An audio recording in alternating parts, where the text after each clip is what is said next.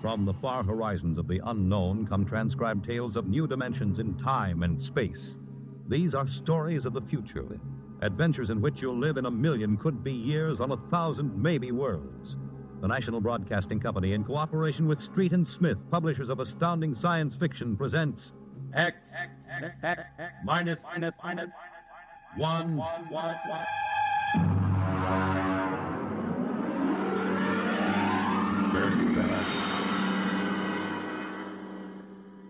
Tonight, the Ray Bradbury story entitled, "And the Moon Be Still as Bright."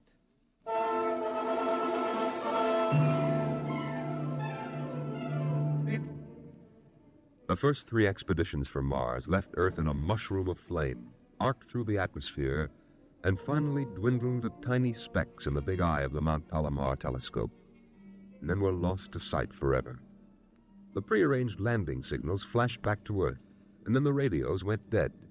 One after the other, ships had disappeared and were never heard from again. But still the rockets came.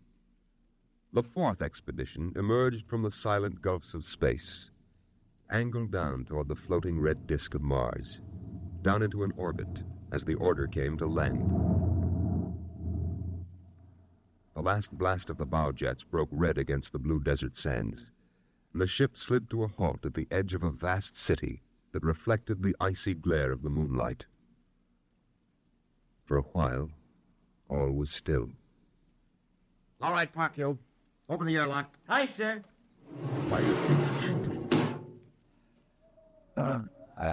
Fresh air. Hey, it's cold out here. Who cares? We got here. I thought I'd never hit solid ground again. Hey, how about a fire, Captain Wiley? It's freezing. Later. We have work to do. Oh, smell that air. Why, you could get drunk on it.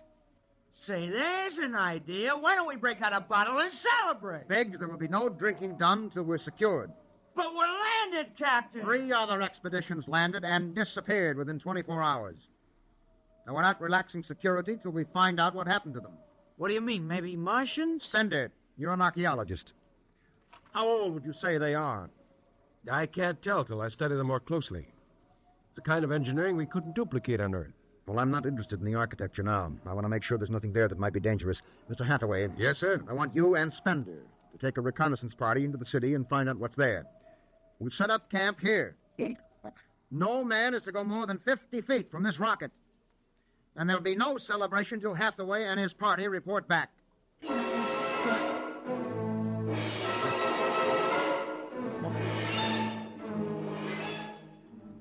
In the sea bottoms, the wind stirred along faint vapors, and from the mountains, great stone visages looked upon the silvery rocket and the small fire.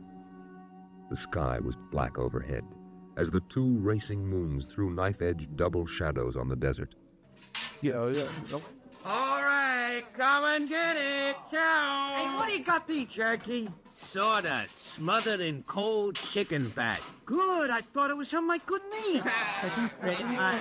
Hey, Captain. Mr. Hathaway's back.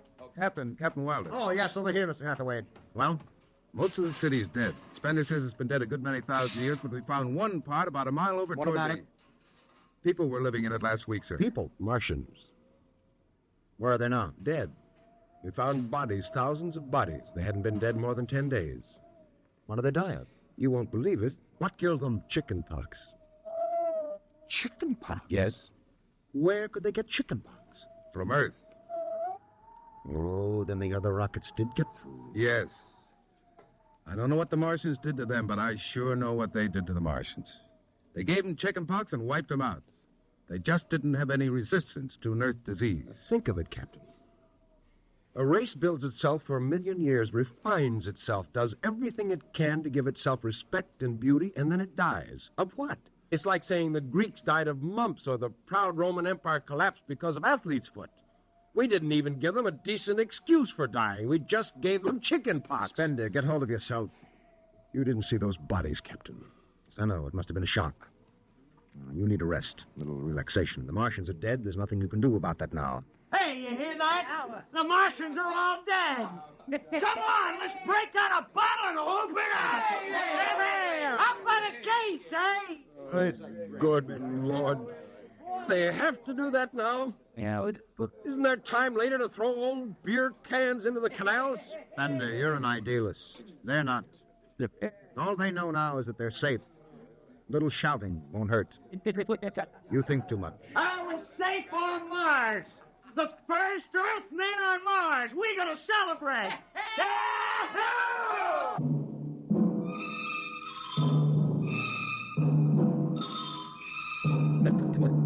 20 bottles were opened and drunk. The voices got louder. The earth laughs and shouts echoing across the empty Martian sands.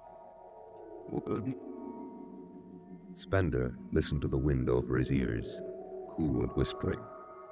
He felt the land getting cooler. The stars grew closer, very near. The air smelled clean and new. He looked at the cool ice of the white Martian buildings over there on the empty sea land. Oh, what a woman! Oh.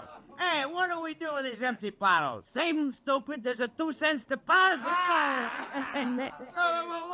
Hey, wait. How about that building? Throw the one on the buck, I can heave one right through that window. You're on. All right, here goes. Nice.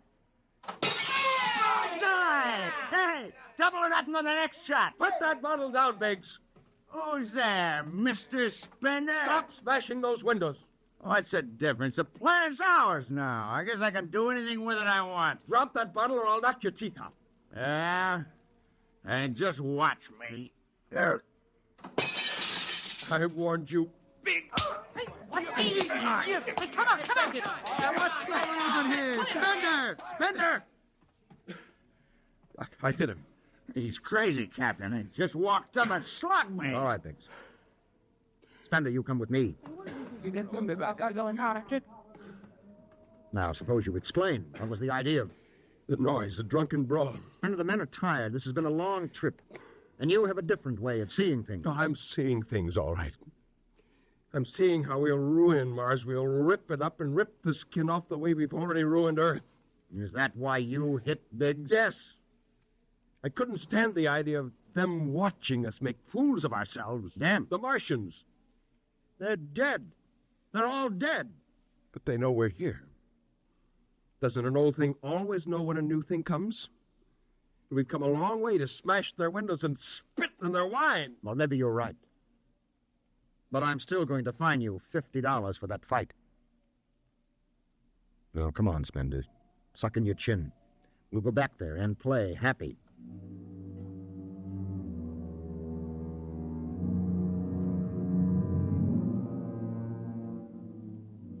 Now they moved out into the moonlight across the desert. They made their way into the dreaming, dead city. The light of the racing twin moons glinted on the barrel of a pistol, the long blade of a machete, the round, gurgling shape of a raised bottle. The wind blew in from the dead sea bottom and brushed through the silvery wire filigree of the towers. Strange music drifted down to the double-shadowed streets, a thin, haunted music that played as it had played through the uncounted years of time. Nobody moved. The moons held and froze them. The wind beat slowly around them. Hey! Hey, you people in the city! Biggs! I just want to make a little noise. What kind of a celebration is this, anyway? Come on. They built this city thousands of years ago. And now where are they? How did they die? Who cares? They're dead. That's good enough for me. Lord Byron. What? Lord Byron, a 19th century poet. He wrote a poem that fits this city. Might have been written by the last Martian poet. So we'll go no more a-roving so late into the night. Though the heart be still as loving, though the moon be still as bright. For the sword outwears its sheath, and the soul outwears its breast. And the heart must pause to breathe, and love itself must rest. Though the night was made for loving, and the day returns too soon, yet we'll go no more a-roving by the light of the moon.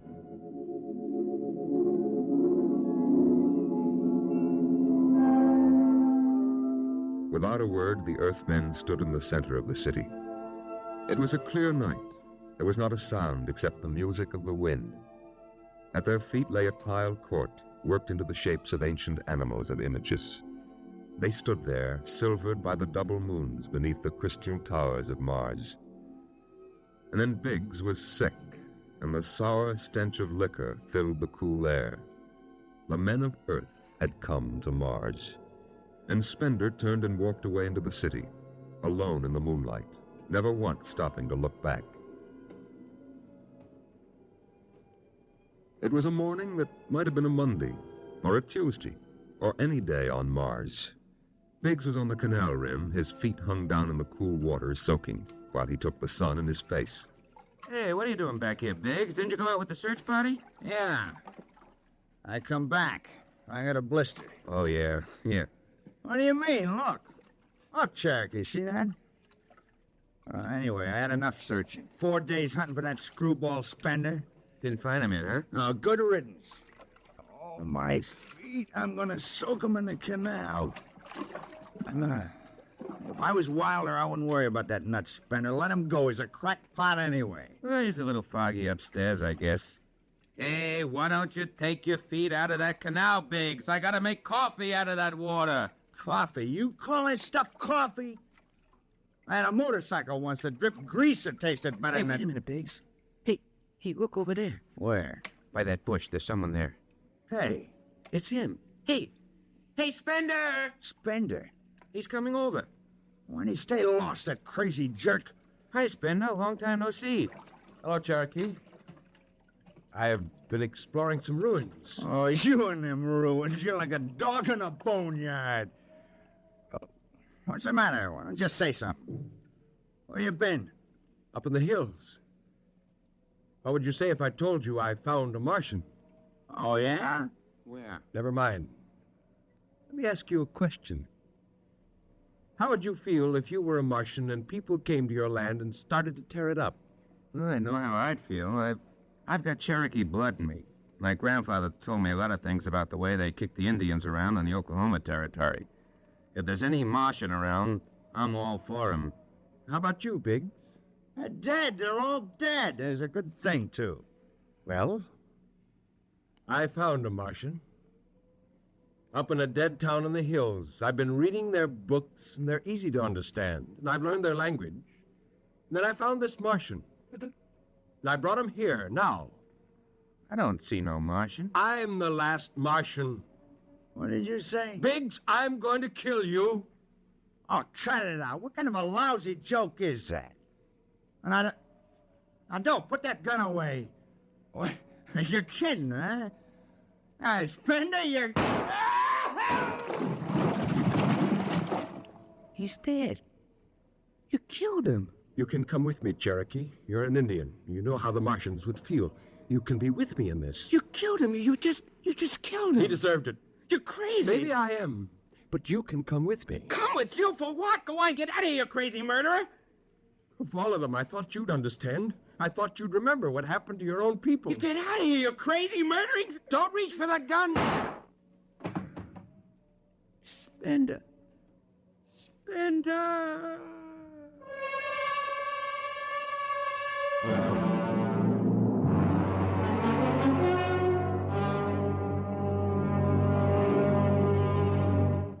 Hathaway, break out the arms locker. Issue pistols, rifles, and grenades. Yes, sir? And you'd better get the Bible out of the navigation chest. We have to bury these two.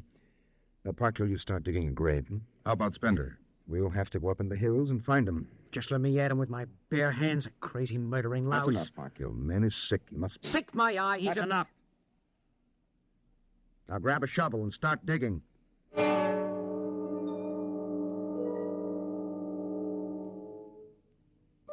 Spender saw the thin dust rising in the valley, and he knew the pursuit was beginning.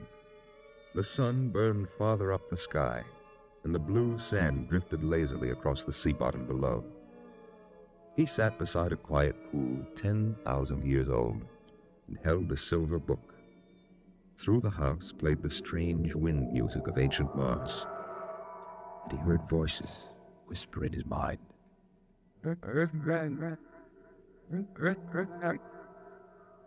hear you. I've always heard you, even down there on Earth. No, I won't run. What's the use? Live, Earthman. Live. Live? What for? To see them tear down your temples and put up hot dog stands? Run. They've seen me now. They know I'm up here. There's Wilder now. I've got him right in my sights. Earthman. Kill. Funny, he hasn't ordered them to use grenades. They could lob one right up here and blow me to bits. Dear, maybe the captain thinks I'm too nice to be blown to bits. He wants my death to be clean. Just one bullet hole in me, nothing messy. And why? Because he understands me. Kill. The only one in the crew who ever did. Kill. Well, at least I can do the same for him. Just one bullet in his head, a nice clean death. All I have to do is pull the trigger and they... It's no use, I can't do it to him. Spender! Spender! Can you hear me, Spender? I hear you, Captain. What do you want? Talk! Truce! All right. Come on up. Leave your gun down there and keep your hands up.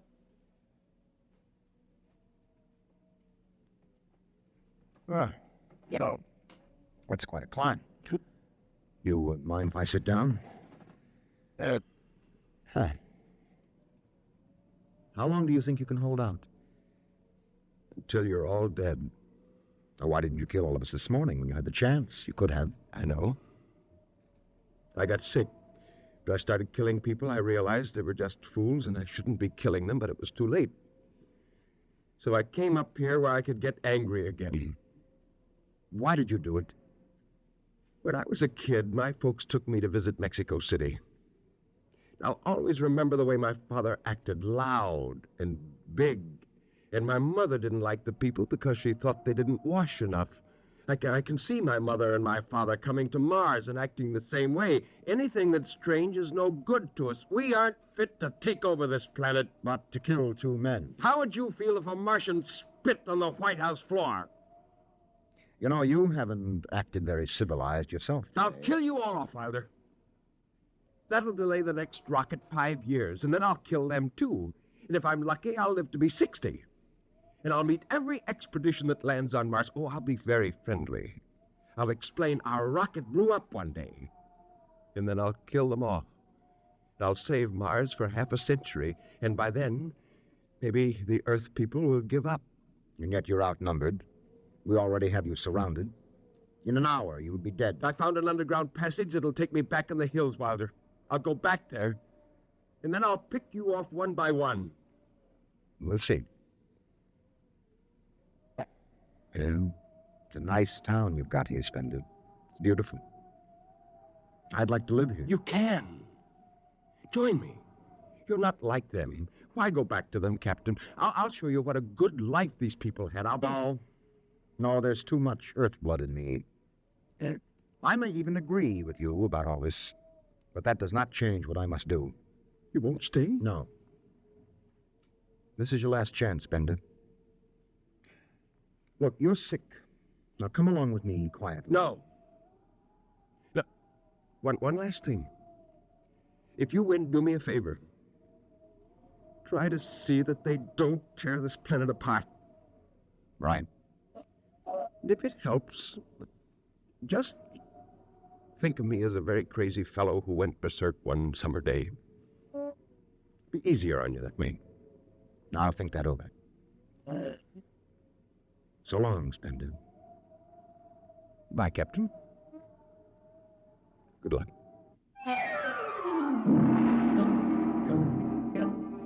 The men spread out again, walking and then running on the hot hillside places where there would be sudden cool grottos that smelled of moss, and sudden open blasting places that smelled of sun or stone. The men ran and ducked and ran and squatted in the shadows. I'll blow his brains! Captain Wilder hugged the rock warmed by the sun. He gasped, for the air was thin and not meant for running. Spender lay at the top of a hill, and a gap in the rocks showed the white of his shirt against the shadows. Wilder looked at the towers of the little clean Martian village, like sharply carved chess pieces lying in the afternoon. He saw the rocks, and the interval between, where Spender's chest was revealed.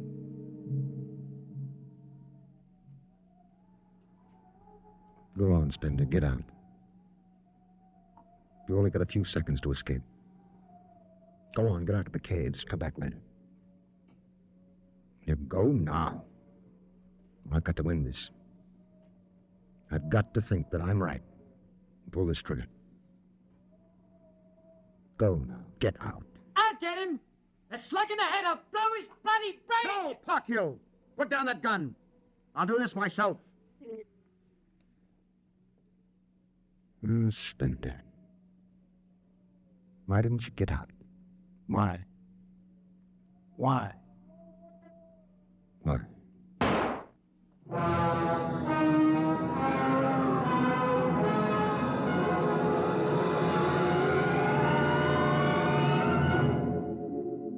They buried him in that ancient valley town, where the music of the wind played on through the days and the nights.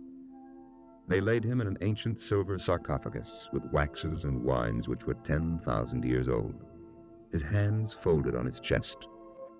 The last they saw of him was his peaceful face in the cold silver light of the racing twin moons. The captain found the poem in Spender's pocket, and he read it before he shut the marble door.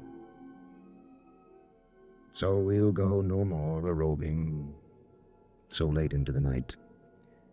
Though the heart be still as loving, and the moon be still as bright. Though the night was made for loving, and the day returns too soon, yet we'll go no more a-roving by the light of the moon.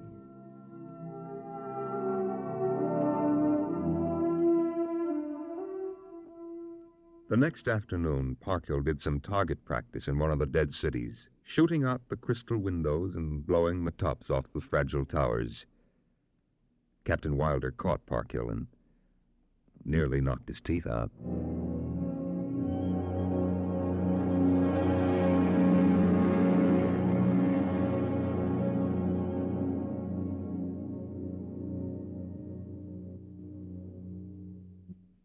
You have just heard X-1, presented by the National Broadcasting Company in cooperation with Street and Smith, publishers of astounding science fiction. Tonight, by transcription, X-1 has brought you the Ray Bradbury story, And the Moon Be Still as Bright, adapted for radio by Ernest Kenoy. Featured in the cast were John Larkin, Clark Gordon, Dick Hamilton, Nelson Olmsted, Lawrence Kerr, and Stan Early. Your narrator was Norman Rose. Your announcer, Fred Collins. X-1 was directed by Daniel Sutter and is an NBC Radio Network production.